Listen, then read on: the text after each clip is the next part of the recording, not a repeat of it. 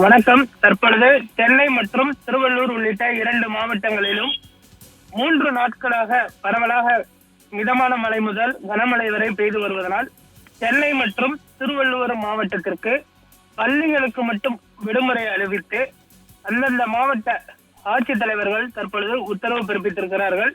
சென்னை மாவட்டத்தை பொறுத்தவரை டிட்வா புயல் கனமழை முன்னெச்சரிக்கை காரணமாக சென்னை மாவட்டத்தில் பள்ளிகளுக்கு நாளை ஒரு நாள் மட்டும் விடுமுறை அளிக்கப்படுகிறது என சென்னை மாவட்ட ஆட்சித்தலைவர் ரஷ்மி சித்தார்த் ஜெகடே அவர்கள் தெரிவித்திருக்கிறார்.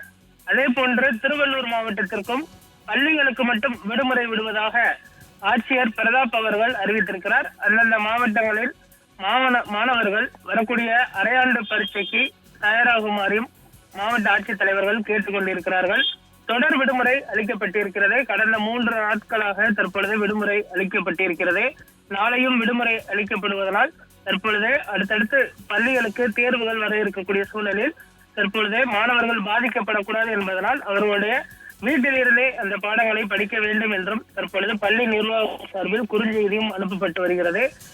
சென்னை மற்றும் திருவள்ளூரில் நாளை ஒரு சில இடங்களில் மிதமான மழை முதல் கனமழை வரை பெய்யலாம் என எதிர்பார்க்கப்படுகிறது. இன்றைய தினமுமே கூட வட சென்னையில் கனமழை கொட்டி தீர்த்திருக்கிறது. விம்கோ நகர் மெட்ரோ பார்க்கிங் முழுவதும் தண்ணீர் சூழப்பட்டிருக்கிறது. அதே போன்று சென்னையில் நகரின் மைய பகுதிகள் முழுவதுமே தற்பொழுது பரவலாக மழை பெய்து வருவதனால் தற்பொழுது மாணவர்களுடைய இயல்பு வாழ்க்கை பாதிக்கப்படும் என்றும் எதிர்பார்க்கப்படுகிறது. இதனால் பள்ளி மற்றும் கல்லூரி மாணவர்களுக்கு விடுமுறை அளிக்கப்படும் என எதிர்பார்க்கப்பட்ட நிலையில் தற்பொழுது பள்ளி மாணவர்களுக்கு மட்டும் நாளைய தினம் இந்த விடுமுறை அளிக்கப்பட்டிருக்கிறது. கல்லூரிகள் வழக்கம் போல் இயங்கும் என்றும் தற்பொழுது தெரிவிக்கப்பட்டிருக்கிறது.